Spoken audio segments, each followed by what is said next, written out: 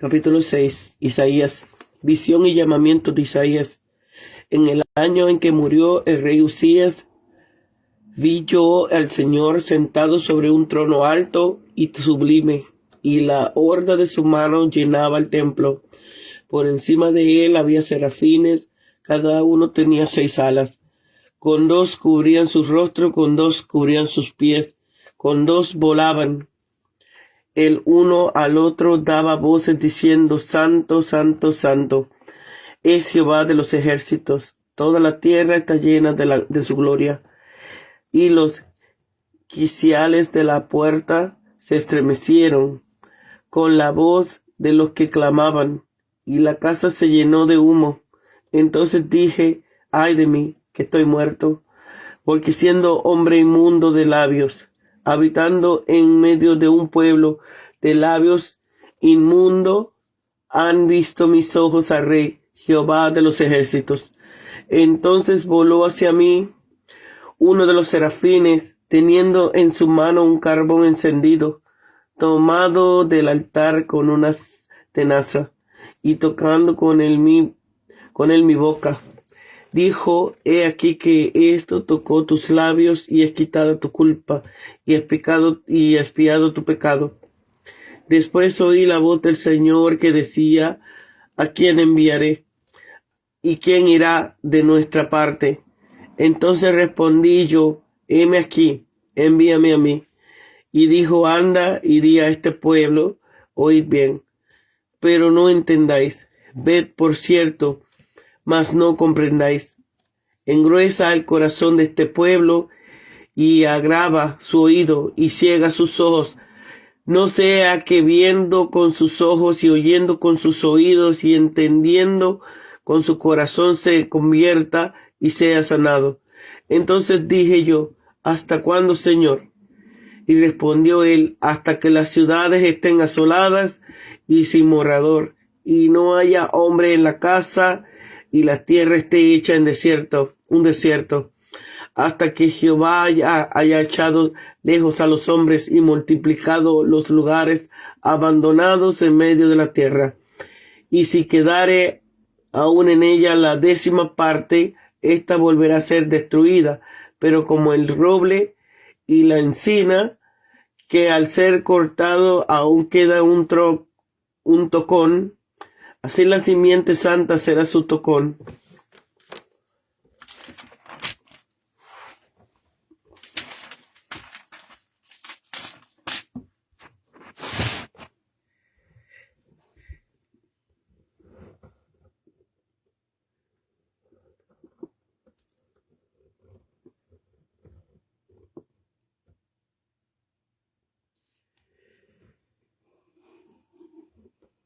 Usías o Osías. El contraste que Isaías pone de relieve no puede pasar desapercibido por ningún lector atento. Y al mismo tiempo, el mismo año que murió el rey de Judá, tras un reinado de 51 años, solo sobrepasado en Judá por Manasés, quien reinó 55.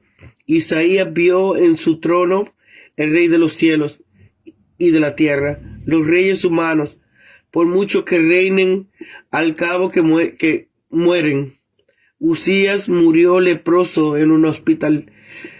Dios es un rey que nunca muere, y cuyo reinado no tiene fin. Vi yo al Señor. El profeta no vio la invisible esencia de Dios. En el hebreo nos dice que vio a Jehová, sino a Adonai, el Señor.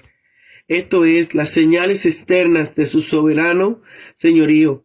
Según aclaró el propio Jesús, Isaías vio la gloria de Cristo, al monarca eterno. Un trono alto y sublime.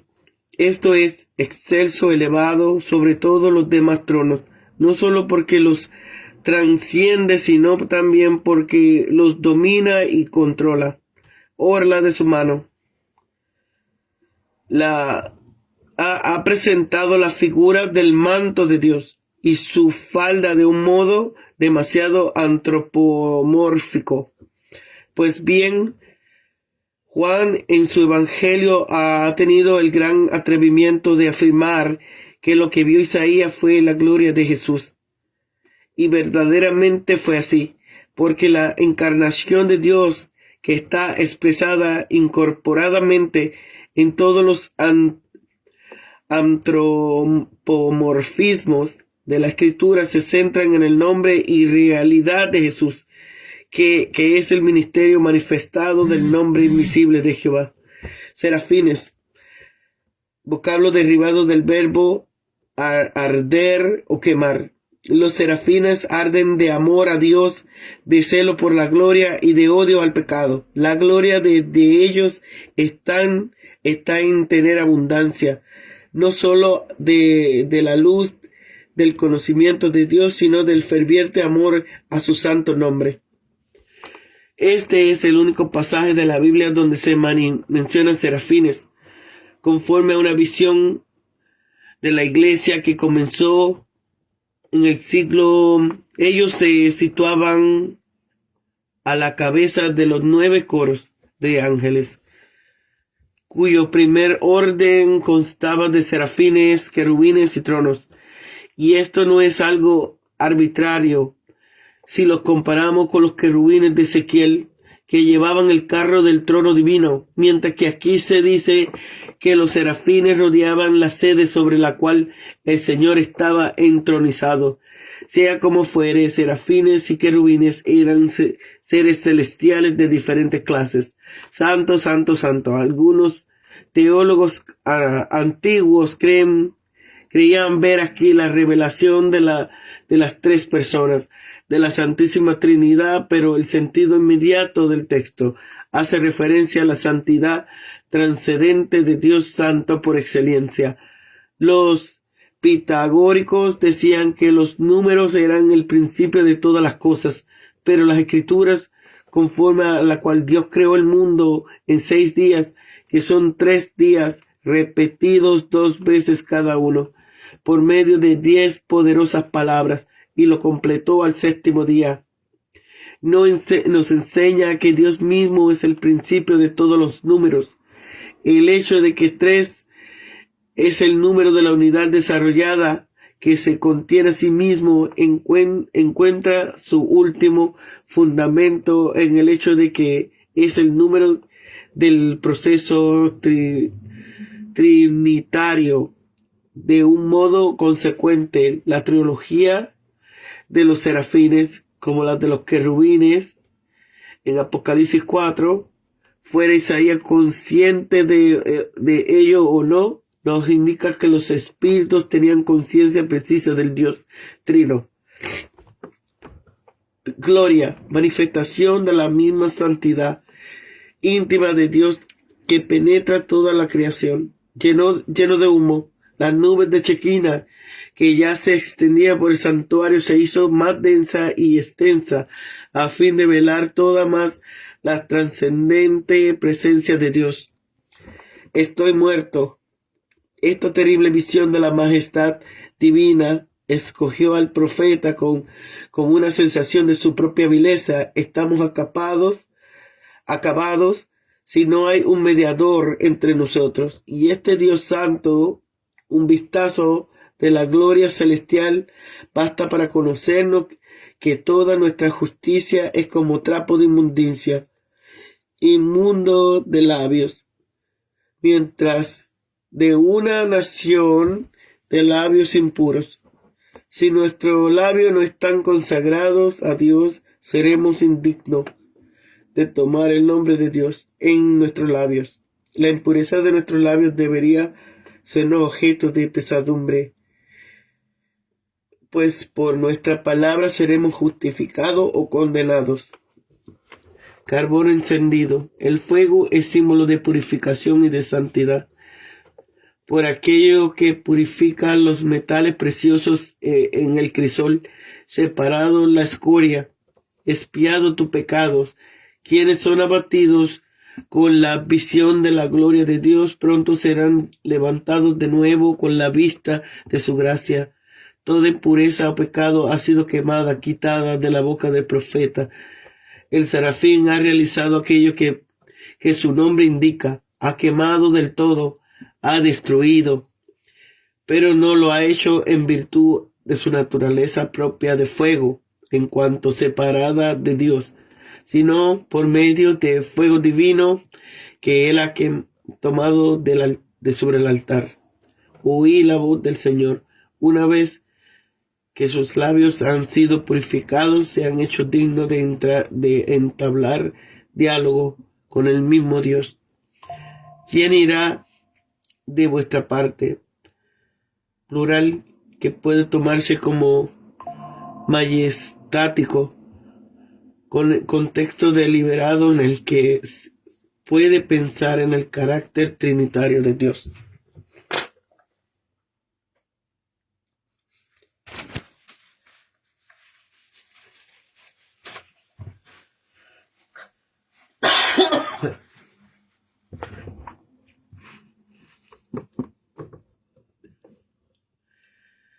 De este modo Dios nos enseña que el envío de obreros de la palabra no debe hacerse sin una madura deliberación. El ministerio recibe un singular honor al ver a Dios así consultado en el seno de la Trinidad antes de enviar a un profeta en su nombre. Engruesa significa rodear de grasa el corazón de forma que se vuelva sensual e impermeable a las cosas de Dios. Agrava significa endurecerle el tímpano para que no puedan oír. A primera vista, estas expresiones parecen indicar que la misión de Isaías era insensibilizar espiritualmente al pueblo escogido, lo que no es concebible dentro de los designios misericordiosos de la economía divina.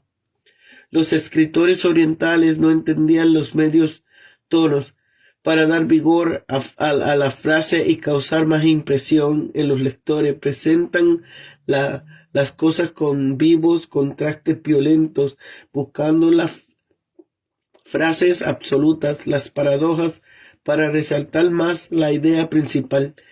Dios quiere que entre todo la conversión de Israel y precisamente la misión histórica de Isaías será una llamada constante al arrepentimiento y al retorno a Dios. Dios no puede desear de un modo directo la perdición del pueblo escogido, pues esto es contrario a su santidad. El autor sagrado, al describir los hechos, suelen prescindir de las causas segundas y por ello asigna como causa inmediata de todos los acontecimientos de la vida y de su devenir histórico.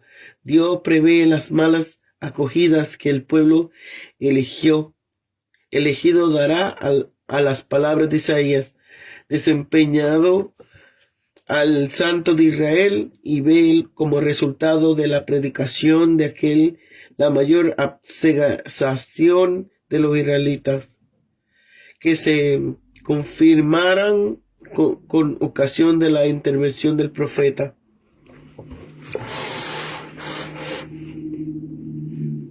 La comisión que recibe el profeta parece irreconocible con el hecho de que Dios, como Dios, solo puede querer aquello que es bueno. Pero nuestros